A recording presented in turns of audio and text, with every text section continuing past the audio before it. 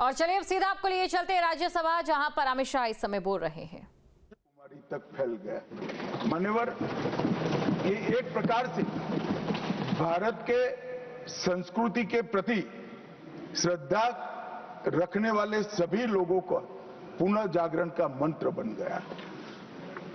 गुलामी के कालखंड में कई मंदिर, विश्वविद्यालय, कला केंद्र, हमारी कृषि व्यवस्था है, हमारी शिक्षा व्यवस्था, कई सारी लाइब्रेरी अस्त व्यस्त हो गई, तोड़ दी गई, शीर्ण वीर्ण कर दी गई, मगर हमारी संस्कृति, उसके भाव को हमारे जनमानस से कोई नहीं मिला। मगर एक जरूरत थी वो भाव को जागरूक करने की और वो भाव को पुनः संगठित करने की।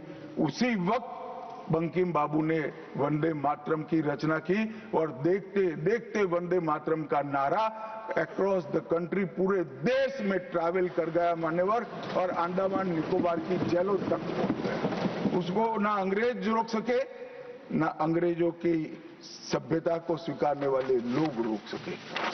मान्यवर, वंदे मातरम ने एक ऐसे राष्ट्र को जागरूक किया जो अपनी दिव्य शक्ति को भुला चुका था। राष्ट्र की आत्मा को जागरूक करने का काम वंदे मातरम ने किया।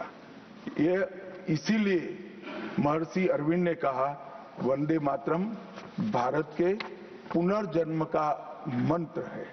श्री अरविंद का ये वाक्य, इसका गर्भित अर्थ वो वंदे मातरम की महत्ता को बताता है। मान्यवर, अरविंद घोष ने यह भी कहा कि देश को एक ऐसे मंत्र की आवश्यकता थी और ईश्वर ने उसे साकार करने के लिए ही बंकिम बाबू को इस भूमि पर भेजा था। श्री अरविंद का वंदे मातरम के लिए भाव बच्चे बच्चे के लिए एक प्रेरणा स्रोत बन गया और हमारे आजादी का नारा बन गया। मान्यवर, हमारे देश को जो लोग समझते हैं, लोग जो जानते हैं, वो सभी लोगों को मालूम है कि हमारा देश पूरी दुनिया में एक प्रकार से अनूठा देश है। दुनिया के कई देशों की रचना अधिनियमों से हुई, कहीं युद्धों के कारण हुई, कहीं युद्ध के बाद संधि के कारण हुई। भारत एकमात्र ऐसा देश है जिसकी सीमाएं कोई अधिनियम से तय नहीं की है। हमारे देश की सीमाएं हमारी संस्कृति ने तय की है और संस्कृति ने इस भारत को जोड़ कर रखा। और इसीलिए सांस्कृतिक राष्ट्रवाद का जो कंसेप्ट था, उस सांस्कृतिक राष्ट्रवाद के कंसेप्ट को, सांस्कृतिक राष्ट्रवाद के विचार को सबसे पहले गुलामी के कालखंड में जागरूक करने का काम बंकिम चंद्र चट्टोपाध्याय जी ने किया। हम पूरे देश को एक बार फिर से देखें तो हमें मालूम पड़ेगा कि हमारे देश को जोड़ने वाला मंत्र हमारी संस्कृति है। हमारे देश को जोड़ने वाली, एक रखने वाला मंत्र हमारी संस्कृति है। और इसी के कारण वंदे मातरम का जो उद्घोष हुआ, उसने सांस्कृतिक राष्ट्रवाद के सिद्धांत को पहली बार एस्टैब्लिश करने का काम किया। जब अंग्रेजों ने वंदे मातरम पर कई सारे प्रतिबंध लगाए, तब बंकिम बाबू ने एक पत्र में लिखा था, मुझे कोई आपत्ति नहीं है, मेरे सभी साहित्य को गंगा जी में बहा दिया जाए। यह मंत्र वंदे मातरम अनंत काल तक जीवित रहेगा।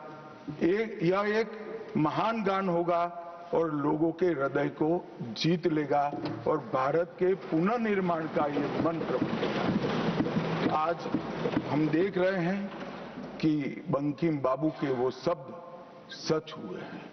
भले देर से ही सही, ये पूरा राष्ट्र आज सांस्कृतिक राष्ट्रवाद की परिकल्पना को स्वीकार कर आगे बढ़ रहा है।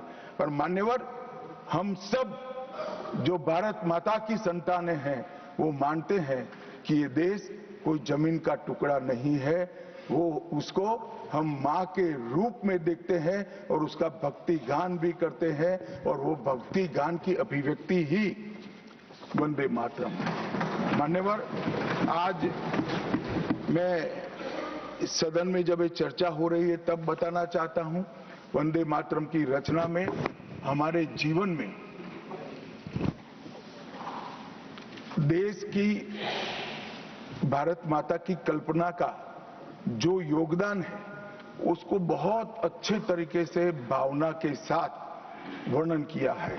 जल, फल और समृद्धि तीनों की दायिनी भारत माता को बताया गया। शोभित पुष्पों से मन को प्रफुल्लित करने वाली भी भारत माता को बताया गया।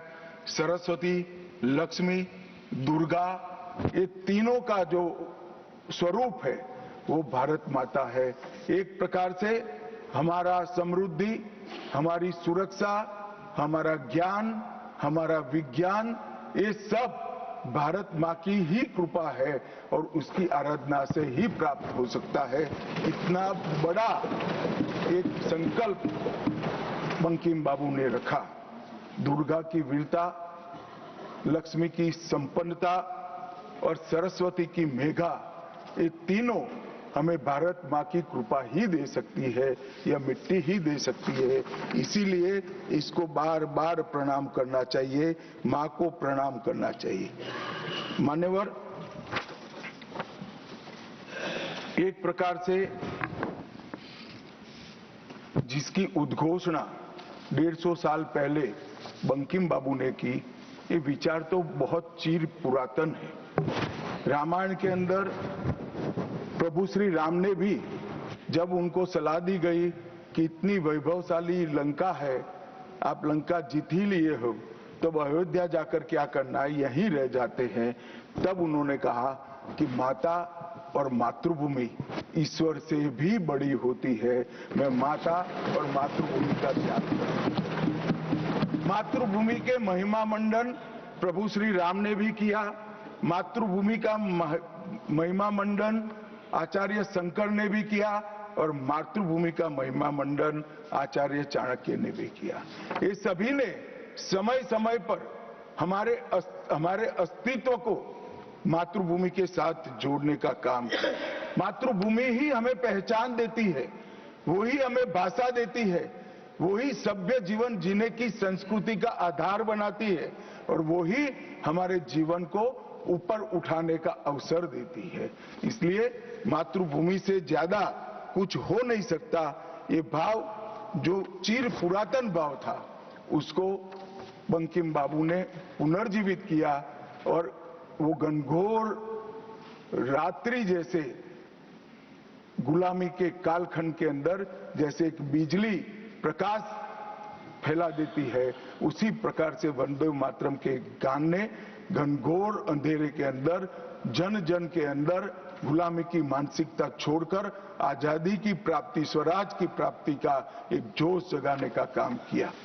मान्यवर, महर्षि अरविंद ने वंदे मातरम को गीत नहीं, हमारी आध्यात्मिक शक्ति का प्रतीक माना।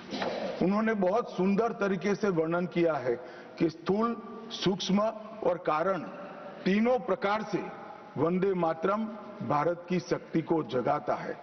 स्थूल शरीर, वंदे मातरम का उच्चारण हमारी शरीर में शक्ति और उत्साह भरता है। राष्ट्रभक्ति की प्रक्रिया शक्ति को जगाती है। सूक्ष्म शरीर हमारे भावनाएं, हमारे विचारों को वो शुद्ध करता है और हमारी चेतना को वो जागरूक करता है। और कारण आध्यात्मिक शरीर में भी उन्होंने कहा कि बंकिम बाबू एक ऋषि चेतना से प्राप्त मेघा से ही वंदे मातरम की रचना किए हैं। और बहुत अच्छे तरीके से उन्होंने कहा ये गीत केवल देशभक्ति की, देश प्रेम की अभिव्यक्ति नहीं है, बल्कि भारत माता की दिव्य शक्ति का आह्वान है। भारत की मूल चेतना, सनातन शक्ति, उसको पुनर्जीवित करने का ये वंदे मातरम मंत्र है। और इसीलिए आजादी के वक्त सभी हमारे नेताओं ने वंदे मातरम को आजादी के आंदोलन का आधार बनाने का काम किया। कई सारे हमारे आजादी के संग्राम के सेनानी जिनको अंग्रेजों ने फांसी पर चढ़ाया, इस सब में एक चीज सामान्य निकल कर आती है, तो फांसी के तख्ते पर चढ़ते चढ़ते जो शहीद अंतिम शब्द बोले वो सभी के मुंह से वंदे मातरम ही निकला। स्वदेशी का आह्वान करना हो, विदेशी माल का बहिष्कार करना हो, राष्ट्रीय शिक्षा का आह्वान जगाना हो, हर वक्त राष्ट्रभक्ति जगाते वक्त वंदे मातरम का उद्घोष इस देश ने सुना भी, इस देश ने महसूस भी किया। पंजाब के गदर आंदोलन में वंदे मातरम के शीर्षक से कई पर्चे बांटे गए। महाराष्ट्र में वंदे मातरम के विशेष अंक गणपति और शिवाजी के उत्सव में बांटे जाते थे। तमिलनाडु में सुब्रह्मण्यम भारती जी ने तमिल अनुवाद कर हिंद महासागर को भी क्रांति की चेतना से आंदोलित कर दिया था। मान्यवर, 1907 में कलकत्ता में वंदे मातरम नाम का एक अंग्रेजी अखबार शुरू हुआ, जिसके संपादक महर्षि अरविंद थे। ब्रिटिश सरकार ने उसको सबसे खतरनाक राष्ट्रवादी पत्र माना। वो राष्ट्रवादी भी कहते थे और खतरनाक भी कहते थे, और श्री अरविंद पर राजद्रोह का मुकदमा भी चला और उनको सजा भी गई। अंततोगत्वा उसको प्रतिबंधित कर दिया। मान्यवर, कांग्रेस के अधिवेशनों ने भी वंदे मातरम के महिमा मंडन को, वंदे मातरम के गान को गाया। Download our News Nation app